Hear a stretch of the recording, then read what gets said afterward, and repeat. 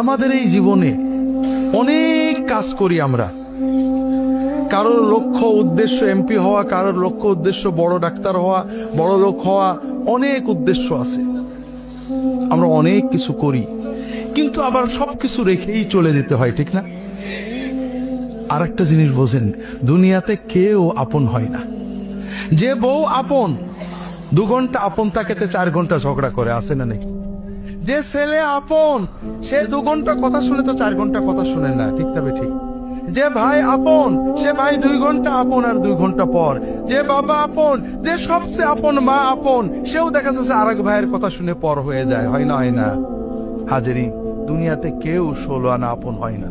আমাদের এই জীবনটা পরকে আপন করার, মানুষকে খুশি করার জন্য একটা সংগ্রাম। ছোটবেলায় বাবা মাকে খুশি করার চেষ্টা করেছি, পারিনি, কত মারছে, ঠিক না বেঠি? বড় হয়ে বান্ধবীদের বন্ধুদের খুশি করার চেষ্টা করছি, থাকেনি, ঠিক না বেঠি? বিয়ে করে বউকে স্বামীকে খুশি করার চেষ্টা করেছি, 16 আনা কখনোই হয়নি, ঠিক না বেঠি? কর্মক্ষেত্রে, জীবনে, সব জায়গায় আমরা 12 আনা ব্যর্থ, যদি 4 আনা সফল হইও, ঠিক না বেঠি? একজনই আছেন যাকে আপন করলে তিনি কখনো পর হন না। তিনি কে? আল্লাহকে আপন করতে পারলে সব সময় আল্লাহকে সাথে পাবেন। যদি আল্লাহকে আপন করে নিতে পারেন, আপনার বিপদে আপদে কষ্টে দুঃখে সব সময় মনে হবে আল্লাহ আপনার সাথে গেছে।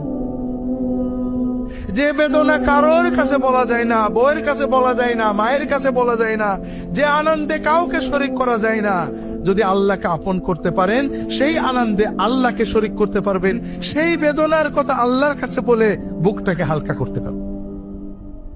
কথাকে বুঝতে পেরেছেন? কাজেই ভাইয়েরা, আসেন না সবাই নিয়ত করি যে এত সহজ কাজ আমরা নিয়ত করলাম, আল্লাহ আমার বাকি জীবন যতটুকু আছে, 1 দিন হোক আর 100 বছর হোক, আমি তোমার ওলি হওয়ার চেষ্টা করব। আল্লাহ তাআলা সকলের নিয়ত কবুল করে নিন, আমিন।